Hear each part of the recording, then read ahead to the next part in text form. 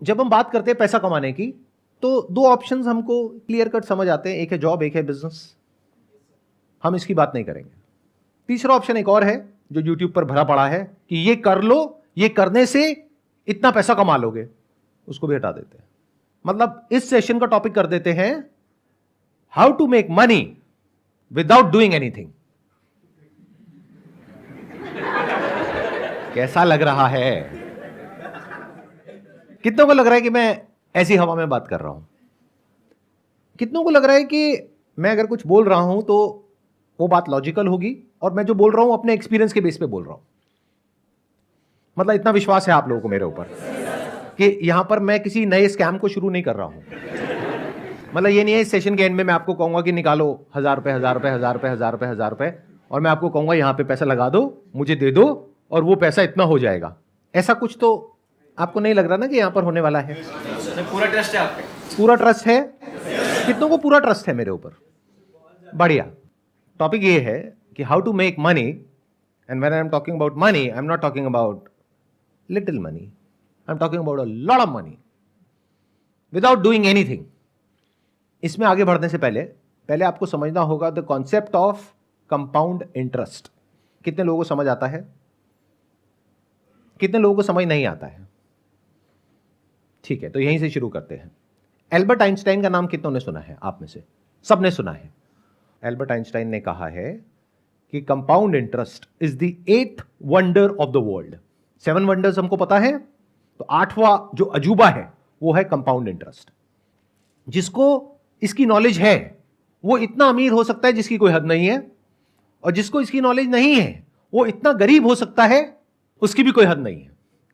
और 99% लोगों को अगर इसकी नॉलेज है भी तो ऊपर ऊपर लेवल पर है। जिन्होंने हाथ अभी ऊपर भी किया था ना, उनको भी बहुत बेसिक सी नॉलेज है, डीपली नहीं समझते हैं।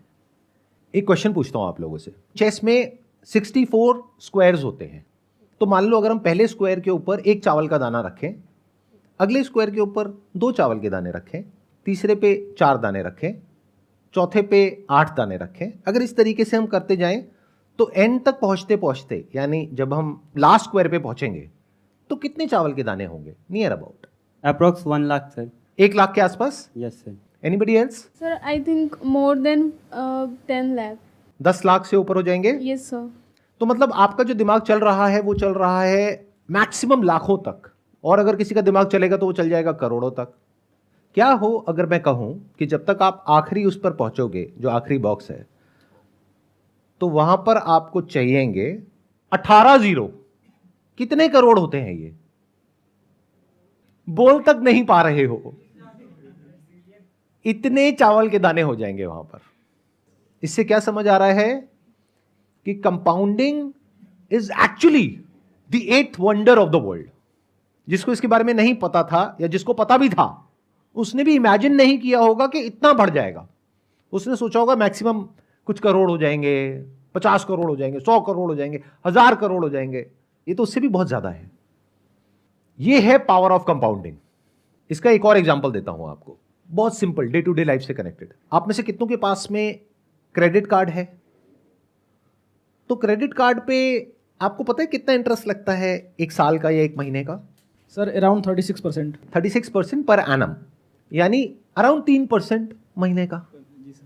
यानी कि 10,000 रुपए आपने क्रेडिट कार्ड कंपनी को टाइम से नहीं दिया तो उस पर कितना रुपए लगेगा? 10,300। 300 रुपए सुनने में बड़ा लगता है तो बहुत छोटा लगता है। अरे 300 रुपए से क्या फर्क पड़ता है? क्रेडिट कार्ड कंपनी बोलती नहीं है कि इसको ईएमआई में ब्रेक कर दो, बट उसमें कितना एक्स्ट्रा लगेगा? सिर्फ 300 रुपए। तो आप कहोगे अच्छा 300 रुपए तो है। इसका मतलब क्या है? आप कंपाउंडिंग को नहीं समझते हो। और नहीं समझते हो तो अभी मैंने क्या कहा था थोड़ी देर पहले कि जो कंपाउंडिंग को नहीं समझता है वो इतना गरीब हो सकता है जिसकी कोई हद नहीं है, और जो समझता है वो इतना अमीर हो सकता है जिसकी कोई हद नहीं है। तो आप अमीर होना तो चाहते हो, लेकिन क्योंकि आप इसको नहीं समझते हो तो आपके जो सारे एक्शंस हैं वो आपको गरीबी की तरफ ले जाएंगे। आप कहोगे 3% ही तो है, क्या फर्क पड़ता है? तो महीने का 3% मतलब साल का कितना हो गया? 36%। ऐसा आपको लग रहा है क्योंकि आप कंपाउंडिंग को नहीं समझते हो। क्योंकि जो 3% आप नहीं भरोगे इस महीने, उसके अगले महीने उस 3% पे भी 3% लगेगा। तो साल के एंड में अगर आप कैलकुलेट करोगे तो वो 36% नहीं है, वो 50% से भी ऊपर है। Do you know what that means? Bank में अगर आप अपना पैसा रखते हो तो कितना इंटरेस्ट मिलता है? 6-7%। यहां कितना दे रहे हो? 50%। तो अमीर कैसे हो गए अंकल आंटी?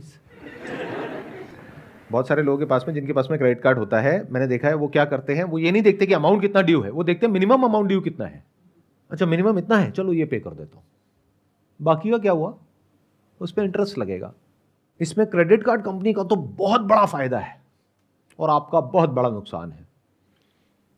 तो इस सेशन से पहली चीज जो आपको सीखनी है, जो मैं बोल तो रहा हूं लेकिन मुझे पता है कि आप नहीं सीखोगे, वो ये है कि कभी भी जो आपको ईएमआई पे करनी है उसको डिले मत करो। क्योंकि अभी अगर आपने ये सोचा कि 10,000 के ऊपर 300 रुपए है, तो कल आप ऐसे ही सोचोगे कि 1 लाख के ऊपर 3,000 रुपए तो है। तो अगर आपको मेरी ये बात समझ आ गई है तो ये आपको बचाएगा गरीब होने से। अब दूसरे एस्पेक्ट पे आते हैं कि अमीर कैसे होते हैं इस फंडे को यूज करके। सबसे पहला स्टेप है, अगर आज आपकी एज है 20-22 साल, तो आपको क्या करना है, जो कर रहे हो वो ही करो, उसको अच्छे से करो, यानी कि पढ़ाई लिखाई। मान करके चलते हैं 25 साल की एज तक आते आते आपकी कहीं पर अच्छी जगह पर जॉब लग जाती है, क्योंकि आपने अच्छे से तैयारी करी है उस जॉब के लिए। ये हो गया जॉब सेगमेंट। दूसरा हो गया कि आपने 20 साल की एज से अपना कुछ करने की कोशिश करी, यानी कि बिजनेस। उसमें से 10 में से 9 फेल हो गए, लेकिन 25 साल की एज तक पहुंचते पहुंचते एक बिजनेस एक स्टेबल पोजीशन में आ गया है, जहां से आपको महीने का लाख रुपए आ रहा है। तो चाहे जॉब के रास्ते से चाहे बिजनेस के रास्ते से, मैं मान करके चलता हूं कि 25 साल की एज तक आपको महीने का लाख रुपए आ रहा है। बट क्या लाख रुपए महीना आपको बहुत अमीर बना देगा? क्या इस सच को देख पा रहे हो? आई एम नॉट श्योर कितने लोग देख पा रहे हैं, क्योंकि इन्फ्लेशन बहुत तेजी से बढ़ रहा है। 5 साल बाद जो आप लाख रुपए महीने का कमाओगे, उस टाइम उसकी वैल्यू आज के हिसाब से अंदाजा 50-60 हजार रुपए होगी। तो बहुत ज्यादा नहीं है। अभी सुनने में आपको लग रहा होगा लाख रुपए महीना, बट बहुत बड़ा नहीं है। तो अगर आप इसको अचीव कर लेते हो, तब हम नेक्स्ट स्टेप पे जा सकते हैं। यानी क्या, 25 साल की एज में आपने लाख रुपए महीना कमाना शुरू किया, यानी साल का कितना कमाया? 12 लाख रुपए। 5 साल में कितना कमाया? 60 लाख। 40 लाख आपका खर्चा हो गया। 20 लाख आपने बचाया, वो भी अगर बहुत सेंसिबली आपने अपने खर्चों को कंट्रोल किया तब। अगर बेवकूफों की तरह किया तो कुछ नहीं बचने वाला, उल्टा उस वक्त आप कर्जे में हो गए। लेकिन अगर तरीके से जिया, सेंसिबली जिया, बिना अपने आसपास में लोगों को देखे कि वो क्या कर रहे हैं, बल्कि इस गोल के साथ में कि मेरे पास में 30 साल की एज में 20 लाख की सेविंग होनी चाहिए, क्या ये रियलिस्टिक है? या आप कहते हो नहीं, इतना भी नहीं हो सकता है? अगर इतना भी नहीं हो सकता है तो पहले इसको पॉसिबल करो, फिर बारी आएगी कि how to make money without doing anything. अगर कोई आपको आकर के ये बोल रहा है कि आपके बैंक अकाउंट में कोई पैसा नहीं है, आपके बैंक अकाउंट में 10,000 रुपए है और हम आपको करोड़पति बना देंगे, तो वो 10,000 रुपए आपके अकाउंट से निकलेगा, उस आदमी के अकाउंट में जाएगा, और आपके जैसे और बहुत सारे बेवकूफ मिलेंगे जिनके सबके पैसे उसके पास में जाएंगे। तो आप बनो ना बनो, वो पक्का बनेगा करोड़पति। तो ये मैंने आपको इसकी एलिजिबिलिटी बता दी। 5 साल में कितना कमाया? 60 लाख। 20 लाख आपने बचाया, तो उस 20 लाख का आप क्या करने वाले हो 30 साल की एज में? बहुत सारे लोग तो बहुत ही बड़ी बेवकूफी करते हैं। यानी क्या, ये पैसा उनके बैंक अकाउंट में पड़ा होता है। इसका मतलब उनको कंपाउंड इंटरेस्ट के बारे में कुछ भी नहीं पता है। तो अगर आप ये बेवकूफी करने वाले हो या अभी कर रहे हो, तो सबसे पहले उस पैसे की एफडी करा लो, क्योंकि सेविंग में इंटरेस्ट है 3-4%, एफडी में है 7%। और आजकल तो बहुत सारे बैंक्स ऐसे हैं जहां पर ऑटोमेटिकली ये काम हो जाता है। अब जो न्यू एज बैंक्स हैं वहां पे ये काम ऑटोमेटिकली हो जाता है, यानी आपको मैनुअली नहीं करना पड़ता, कि जैसे ही आपका बैलेंस एक पर्टिकुलर अमाउंट के ऊपर जाता है तो ऑटोमेटिकली एफडी बन जाती है, ऑटोमेटिकली टूट जाती है, उस पर पेनल्टी भी नहीं लगती है। ऐसे भी बैंक्स हैं, तो रिसर्च करो ऐसे कौन से बैंक्स हैं। इसका कितना बड़ा बेनिफिट होगा आपको, अभी आप कैलकुलेट नहीं कर सकते, जैसे वो चेस में आप कैलकुलेट नहीं कर पाए थे। 10-20 साल में अमाउंट कितना बड़ा हो जाएगा आप सोच भी नहीं सकते, अगर सिर्फ यही करते हो जितना मैंने कहा है। तो क्या जो मैंने कहा था वो एक लेवल पे सच नहीं हो गया है? How to make money without doing anything. अभी देखना, एक एक स्टेप हम और आगे बढ़ते रहेंगे। मतलब आपने क्या किया, दो काम करे अभी तक। एक, कोई भी ऐसा लोन नहीं लिया जिसका इंटरेस्ट बहुत हाई हो, एक आपने ये किया। दूसरा, पैसे को आइडल नहीं छोड़ा, अपने सेविंग्स अकाउंट में या करंट अकाउंट में उसकी एफडी करा ली। अगर सिर्फ ये दो काम करे तो you are already making a lot of money without doing anything. लेकिन अब आप कहते हो कि नहीं सर, ये जो तरीका आपने बताया इसमें मैं समझ रहा हूं कि मैं पैसा कमाऊंगा लेकिन मैं और कमाना चाहता हूं, तो उसका क्या तरीका है? तो अब ध्यान से समझना कि पैसा कमाते कैसे हैं, यानी वेल्थ कैसे क्रिएट होती है। अपना एग्जांपल दूं, उससे आई थिंक आप ज़्यादा अच्छे से रिलेट कर पाओगे। हमारा जो बिजनेस है वो है स्टॉक फोटोग्राफी का। आप में से कुछ लोगों को पता होगा, कुछ को नहीं पता होगा, क्योंकि उसके बारे में मैं बात नहीं करता हूं अपने सेशंस में, बट शॉर्ट में बता देता हूं वहां पे हम क्या करते हैं। हम कुछ इमेजेस प्रोड्यूस करते हैं या फोटोग्राफर से लेते हैं, फिर उसको आगे उसका लाइसेंस देते हैं बड़े बड़े ब्रांड्स को। तो जितनी भी आप एड्स देखते हो न्यूज़पेपर्स में, मैगजीन्स में, ऑनलाइन ऑफलाइन, उसमें जो बड़े बड़े ब्रांड्स की जो एड्स होती हैं जहाँ पर कुछ मॉडल्स होते हैं, मान लो कुछ फैमिलीज हैं, कपल्स हैं, वो जो फोटोग्राफ्स हैं वो there is a strong possibility वो हमसे लेते हैं अगर वहाँ पर कोई इंडियन फेस है तो, क्योंकि इंडियन फेसेस की हमारी पूरे वर्ल्ड की सबसे बड़ी कलेक्शन है। लेकिन आने वाले टाइम में इस बिजनेस के ऊपर एक बहुत बड़ा थ्रेट है because of AI, artificial intelligence. क्योंकि अब क्या हो रहा है, बहुत सारे ऐसे सॉफ्टवेयर आ गए हैं, बहुत सारे ऐसे प्लेटफॉर्म्स आ गए हैं जैसे मिड जर्नी है, जहां पर के आप जाओ और कुछ प्रॉम्प्ट दो और वो आपको बिल्कुल रियलिस्टिक इमेजेस बना करके दे देगा। तो अगर वो इमेजेस वहां से आपको फ्री में मिल जाएगी, ऑलमोस्ट फ्री में मिल जाएगी, तो कोई हमसे इमेजेस क्यों खरीदेगा? देखो, तीनों सिनारियोस पकड़ लेते हैं कि मेरे अपने बिजनेस में कितने रिटर्न आने वाली है गोइंग फॉरवर्ड अगले 5-10 साल में। या तो 0%, या अगर कुछ बहुत कमाल का हमने कर दिया जो हम कर रहे हैं तो 10%। और अगर हम इस थ्रेट को ढंग से मैनेज नहीं कर पाए, यानी जो एआई की वजह से हमारे बिजनेस पे थ्रेट है उसको हम ढंग से मैनेज नहीं कर पाए, तो बिजनेस हो सकता है 10% से गिरने लग जाए हर साल का। तो मैंने कैलकुलेशंस करी कि अगर मेरे पास में इतना अमाउंट है, अगर उसको मैं अपने बिजनेस में लगाता हूं तो वहां पे in the best case scenario return आएगी 10%। तो क्या कहीं कोई और बिजनेस है जहां पर मैं पैसा लगाता हूं तो रिटर्न आएगी 25 से 30%? तो उस बिजनेस में पैसा लगाना बेटर है या अपने बिजनेस में पैसा लगाना बेटर है? Does it making some sense to you guys? अब मैं कुछ ऐसा बोलने वाला हूं जो हो सकता है आप लोगों की जो सोच है उससे बहुत अलग है, लेकिन अगर समझोगे डीपली मेरी बात को तो समझ पाओगे मैं किस एंगल से क्या बोल रहा हूं। हम जब भी स्टॉक मार्केट का नाम सुनते हैं तो हम सबके माइंड में क्या थॉट्स आते हैं? जुआ है, सट्टा बाजार है, रिस्की है, जो पूरी तरह से झूठ नहीं है, क्योंकि बहुत सारे लोग इसको इसी तरीके से देखते हैं।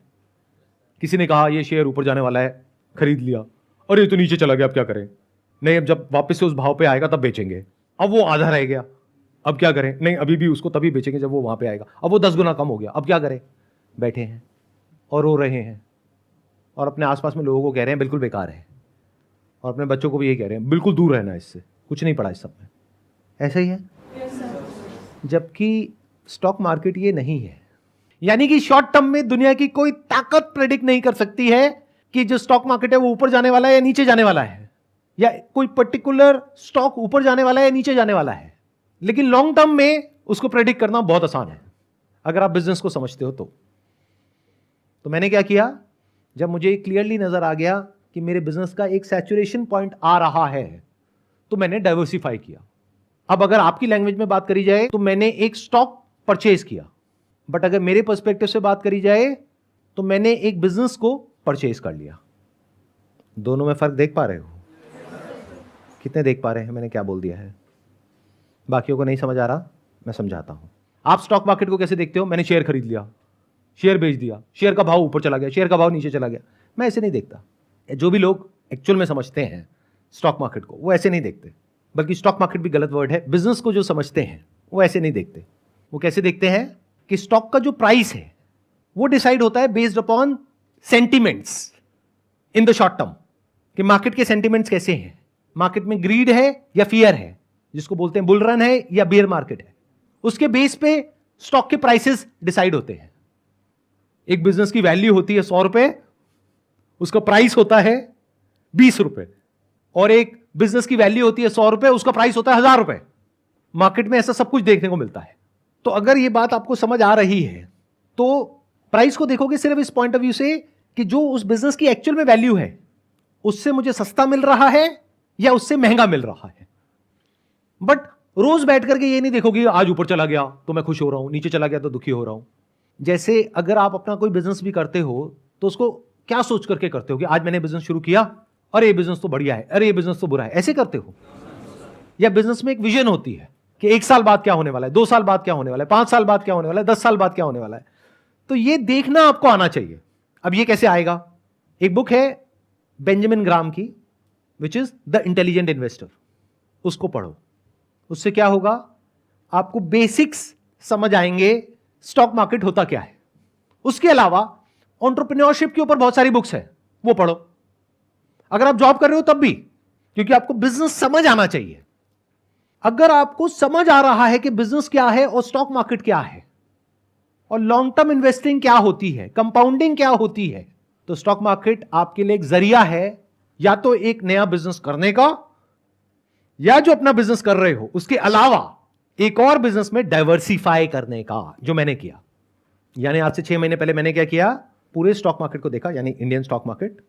फिर उसमें से फाइनली ढूंढ करके, मेरे 100 पैरामीटर्स हैं, उसमें मैंने देखा कितनों पे टिक हो रहा है। किसी बिजनेस में 50 पे टिक हो रहा है, 50 पे नहीं हो रहा है, किसी में सिर्फ 10 पे टिक हो रहा है। फाइनली एक ऐसा बिजनेस मिला जिसमें 100 में से 99 पे टिक हो गया है। इससे बेटर अभी तक मुझे और कुछ नहीं मिला है। तो उस बिजनेस में मैंने एक काफी अच्छा स्टेक ले लिया आज से 6 महीने पहले।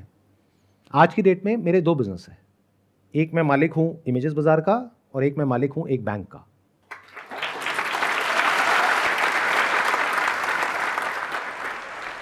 अब जब मैंने ये बोला, आपने तालियां बजाई, इसका मतलब क्या है? आपको ये लग रहा है कि मैंने पूरा का पूरा बैंक खरीद लिया।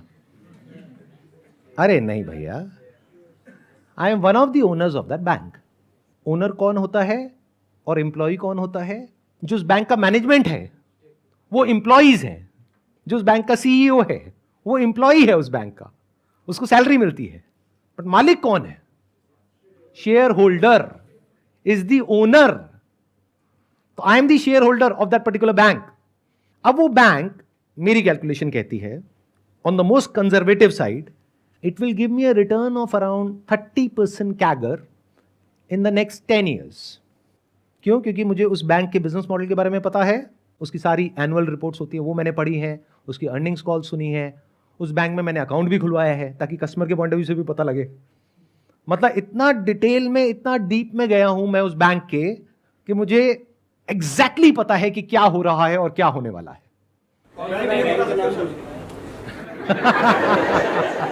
सर एक काम करो ना सर, बैंक का नाम ही बता दो। बिल्कुल नहीं बताने वाला। क्यों? क्योंकि अगर मैं ये बताता हूं तो 2 वजह है ना बताने की। एक, लीगली ये बताना ठीक नहीं है from the regulation point of view, कि मैं ऐसे अगर आता हूं और आकर के आपको बताता हूं तो वो एक तरह से सलाह हो गई। तो I can not give you any advice. तो मैं आपको नहीं बता रहा कि उसका नाम क्या है, खुद फिगर आउट करो। अगर मैंने आपको नाम बता भी दिया बैंक का, आपने खरीद भी लिया, तब भी आप डरे रहोगे। जैसे उस बैंक के शेयर का प्राइस है वो मानो 1 साल बाद आधा रह गया। तो वैसे तो आपके पास में मेरा फोन नंबर नहीं है, लेकिन अगर होगा तो फोन करोगे, सर ये क्या हो गया, सर मैं लुट गया, मैं बर्बाद हो गया। क्यों? क्योंकि स्टॉक मार्केट तो समझ आया नहीं है आपको, ना बिजनेस समझ आया है। Never blind trust anyone. Blind trust का मतलब यही है कि आप कुछ देख ही नहीं पा रहे हो, बस किसी के पीछे पीछे चल रहे हो। वहां पर हमेशा डर रहता है। आंखें हैं आपके पास में तो देखो, कान है सुनो, दिमाग है समझो कि जो मैंने कहा वो क्या है, और जरूरी नहीं है वही करना है जो मैंने किया, क्योंकि आपको पता ही नहीं कि मैंने क्या किया और किस प्राइस पॉइंट पे किया। जिस प्राइस पॉइंट पे मैंने इन्वेस्ट किया आज ऑलरेडी उससे 50% ऊपर है वो। तो क्या ये प्राइस पॉइंट ठीक है या नहीं है इन्वेस्ट करने के लिए? हो सकता है हो सकता है ना हो, मैं क्यों बताऊं, खुद फिगर आउट करो। तो ये जो आपको क्रच चाहिए होता है ना आगे चलने के लिए, I am not giving you a crutch, I am just telling you how to think. मतलब आपको सब कुछ पता होना चाहिए उस इंडस्ट्री के बारे में, उस पर्टिकुलर कंपनी के बारे में, उसके प्रमोटर्स के बारे में, बिजनेस के बारे में आपको समझ आना चाहिए कि बिजनेस क्या है, क्या हो रहा है, कैसे होने वाला है, अभी वो बिजनेस किस फेज में है। आपको पता होना चाहिए नेचुरल ट्रैक्शन क्या होता है, यानी कि वो बिजनेस अपने आप बढ़ रहा है, यानी एक बैंक के स्टैंड पॉइंट से अगर समझा जाए तो उस बैंक के डिपॉजिट्स बहुत तेजी से बढ़ रहे हैं। यह सिग्नल है कि पब्लिक को ट्रस्ट है उस बैंक के ऊपर। इसलिए जो मैंने अपना सेकंड बिजनेस किया, यह भी कहना गलत होगा, किया, जिस सेकंड बिजनेस में मैंने इन्वेस्ट किया वो बैंक में किया, क्योंकि इंडिया में जो आरबीआई है वो बहुत स्ट्रांग है, उसकी जो रेगुलेशंस है वो बहुत ही कमाल की है। और आपको एक बहुत मजेदार बात बताता हूं जो हो सकता है आप में से बहुत सारे लोगों को पता भी नहीं होगा। आपने जॉब करी, आपने 20 लाख रुपए कमाया, आपने क्या किया, उस 20 लाख की एफडी करा दी। आपने कहा ये सब जो आपकी बातें हैं ना मेरे को नहीं समझ आती, मैं तो एफडी करा रहा हूं। 20 लाख आपका एफडी में पड़ा है, मान लो वो बैंक डूब गया, बंद हो गया, तो उस 20 लाख का क्या होगा जो आपने एफडी कराई है? ये बात पता है? कितनों को नहीं पता है? हाथ ऊपर करो। मतलब आपका 5 लाख रुपए इंश्योर्ड है, बाकी 15 लाख गया। तो जिसको आप और आपके पेरेंट्स बहुत सेफ समझते हो वो भी सेफ नहीं है, बल्कि मैं ज्यादा सेफ हूं, क्योंकि आप तो एफडी करा के भूले पड़े हो। तो आपको तो तब पता लगेगा जब न्यूज में आ जाएगा। मैं तो मालिक हूं ना उस बैंक का, तो मैं उसको मॉनिटर करता रहता हूं, उसकी अर्निंग्स कॉल सुनता रहता हूं, उसकी जो क्वार्टरली रिपोर्ट्स हैं उसको स्टडी करता रहता हूं। तो कहीं भी कुछ भी गड़बड़ हुआ तो सबसे पहले मुझे पता लगेगा, उसके 6 महीने, 1 साल या 2 साल बाद आपको पता लगेगा। तो जैसे ही मुझे पता लगेगा उस दिन मुझे एक बटन दबाना है और वो सारा पैसा मेरे बैंक अकाउंट में आ जाएगा। उस बैंक अकाउंट में नहीं जो बैंक डूबने वाला है किसी दूसरे बैंक अकाउंट में। तो ये ज्यादा सेफ है, ये ज्यादा सिक्योर है। नॉलेज के बेस पे एक्ट करना, specially if that knowledge is backed by facts, data and right understanding, that is much more safe and secure than blindly चलना। तो अगर मेरी बात आपको समझ आ रही है तो शॉर्ट टर्म में अब वो जो आपने इन्वेस्टमेंट करी है वो चाहे ऊपर जाए चाहे नीचे जाए आपको फर्क नहीं पड़ने वाला। जैसे अपने घर में फर्क नहीं पड़ता। क्या आपने घर का प्राइस रोज चेक करते हो सुबह उठ करके? सुबह जा करके, मतलब ऑफिस जाते वक्त या ऑफिस से आने के बाद में, क्या अपने घर के पास में जो डीलर है उसके पास में जाकर के बैठ जाते हो उसके ऑफिस में, भाई आज मेरे घर का क्या दाम है? भाई आज तो 50 लाख रुपए है। अरे कल तो यार 51 लाख रुपए था, आज 50 लाख हो गया। आज क्या भाव है भैया? आज 52 लाख है। अरे मजा आ गया। अरे भाई बेचना हो तो खुश हो या परेशान हो। यानी अगर मैं अपने एग्जांपल दूं तो ये जो बैंक, एक ऐसा भी फेज था आज से आई थिंक 4-5 महीने पहले, जब वो बहुत नीचे चला गया, बहुत मतलब 10-15% टूट गया, तो मैं दुखी नहीं हुआ। आज वो स्टॉक बहुत ऊपर है, तो अगर मैं आपको नंबर बताऊंगा तो आपके पैरों के नीचे जमीन निकल जाएगी सुन करके, लेकिन उसकी वजह से मैं खुश नहीं हो रहा हूं।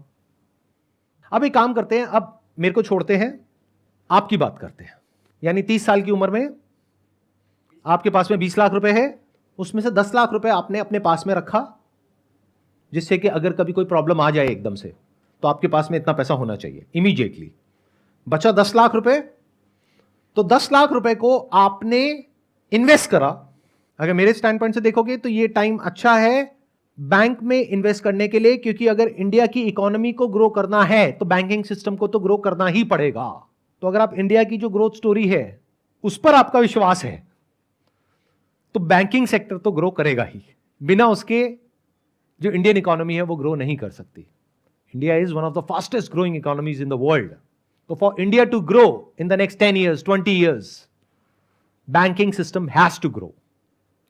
तो ऐसे में अगर कोई न्यू एज बैंक को आप आइडेंटिफाई कर पाओ जो कि बिल्कुल परफेक्टली पोजीशनड है इसको आने वाले 5-10 साल में एनकैश करने के लिए, और आज या तो रीजनेबली वैल्यूड है या अंडर वैल्यूड है, इसको मार्जिन ऑफ सेफ्टी बोलते हैं, जहां पर आपको पता है कि पैसा डूबने की पॉसिबिलिटी ऑलमोस्ट 0% है, तो ये मेरे हिसाब से अच्छा ऑप्शन है। अगर 30% से आपका पैसा ग्रो कर रहा है ईयर ऑन ईयर, तो ये 10 लाख कितना हो जाएगा? Near about 14 times. प्लस जो आप काम कर रहे हो वहां से आपने 10 साल में कितना कमाया लाख रुपए महीने के हिसाब से? 1 करोड़ 20 लाख। और यहां से कितना कमाया? 1 करोड़ 40 लाख। उसमें से 10 लाख हटा दो जो आपने इन्वेस्ट किया, 1 करोड़ 30 लाख। इसके लिए आपने क्या किया? लेकिन किसी ने तो कुछ किया होगा तभी तो पैसा आया। किसने किया?